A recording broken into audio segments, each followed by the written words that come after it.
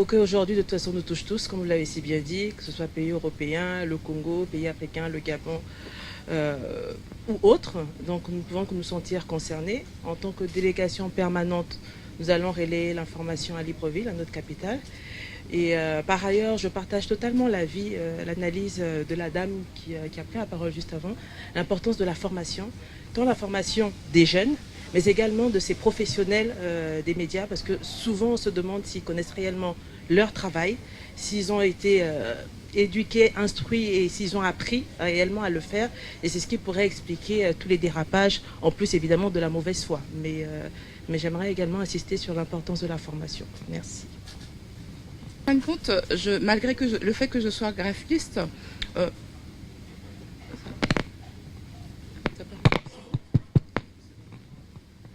merci beaucoup, Excellence, et je salue tout le monde.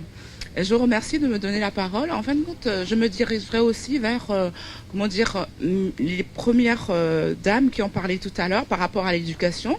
Et l'éducation aussi par rapport à l'art graphiste, hein, pourquoi pas. L'éducation par rapport, au fait de représenter, ces assises aussi au travers de la peinture, au travers du graphisme, au travers de l'éducation, au travers des bandes dessinées. Et je pense que l'art aura une partie, pour avoir une part aussi, à ces assises. Voilà.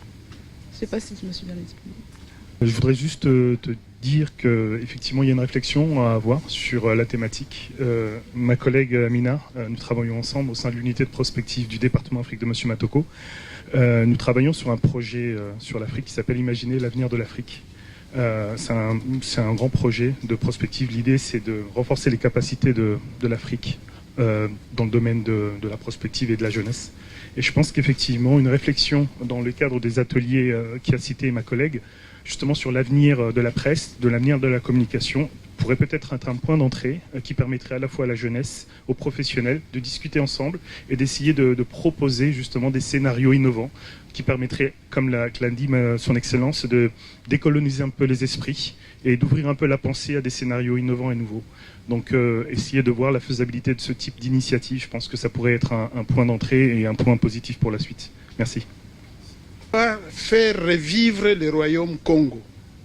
C'est pour cela que moi j'ai dit toujours, il y a deux Congos avec C, la lettre C qui commence par la lettre C, mais il n'y a qu'un seul pays qui commence avec la lettre K. C'est l'ancien royaume Congo. Il faudrait qu'on arrive à remettre le K à la place du C et beaucoup de problèmes trouveront une solution. Quant aux assises envisagées au mois d'octobre, vous savez, la presse, excusez le terme, la presse, c'est comme une prostituée. La presse se donne au plus offrant et véhicule le message de celui-là. Si le plus offrant a une ambition de paix, c'est le message de paix que la presse va véhiculer.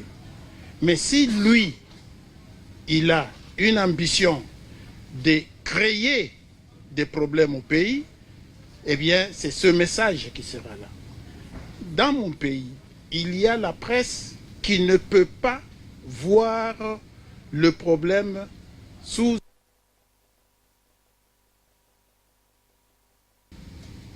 Je parlais de morale, et c'est vrai, parce qu'on n'écrit pas n'importe quoi, on ne dit pas n'importe quoi. Le laisser faire, le laisser dire n'est pas normal, et c'est ça qui va tuer la communication en soi. C'est ça qui va tuer la communication. Et donc c'est un problème très sérieux. Nous, on ne sait pas trop comment, jusqu'à présent, en tout cas au niveau que ce soit au niveau du REFAP, que ce soit au niveau du RIARC. Le RIARC, ça c'est entièrement africain, anglophone, francophone, lusophone, tous on est là. C'est le réseau des instances africaines de régulation de la communication. Là aussi, c'est la même préoccupation et la solution n'est pas encore trouvée. Et justement, on profite de cette liberté sur le net pour dire n'importe quoi, pour qu'est-ce qu'on ne raconte pas sur les gens, et c'est là où le mal risquera d'entraîner, ma foi, des désordres dans nos sociétés. Comment faire pour arrêter ça? La question reste tout entière.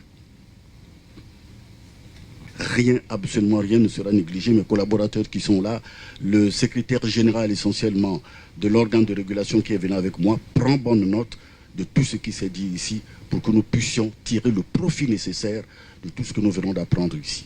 Voici déjà la participation aux assises qui commence. Et quant à ma compatriote qui a parlé de l'art, mais oui, mais l'art commence par la parole. Dieu a fait l'art par la parole. C'est vrai qu'il a commencé par façonner l'homme. Quelles sont les matières? Je ne sais pas. Je sais pourtant. C'est le souffle chez lui pour produire l'homme. Mais la femme encore a été beaucoup plus matérialisée. Mais les premiers objets de l'art, c'est ça justement. Et puis la parole. Au commencement, c'était dit-on la parole. Mais pourquoi pense-t-on que lorsqu'on parle de la liberté d'expression, on la consacre uniquement à la presse? La liberté d'expression n'est pas l'exclusivité de la presse. La liberté d'expression, c'est la chose la plus partagée par tous les hommes, par tout le monde. Et l'expression en soi, elle participe de plusieurs modes. Il y a plusieurs modes d'expression. La musique, c'est un mode d'expression. Pourquoi, quand on parle de liberté d'expression, on ne touche pas à la musique? La sculpture, c'est un mode d'expression. La peinture, et j'en passe. Donc les mots d'expression existent. Donc quand on parle de liberté d'expression en question, ce n'est pas seulement pour la presse. Ce n'est pas seulement la presse écrite, ce n'est pas seulement la presse, je ne sais pas, de ce qu'on écrit ou de ce qu'on parle. Mais c'est tout le monde, toutes les formes d'expression. Donc, nous allons bel et bien tenir compte de tout cela aux assises, pour que, au sortir des assises, mais à la vérité, sans faire la politique, est-ce que nous ne la faisons pas déjà? Ce que nous allons faire va être extraordinaire en ce que nous allons toucher véritablement la structure de l'âme de notre peuple. Comment restructurer l'âme de notre peuple et comment faire que notre pays puisse être gouverné autrement. Si nous ne sommes pas satisfaits de la gouvernance actuelle, encore qu'il n'y a pas une gouvernance absolument parfaite au monde. Les grands pays avec les grands présidents que je ne cite pas, nous en donnons l'exemple. Bien, Firmin.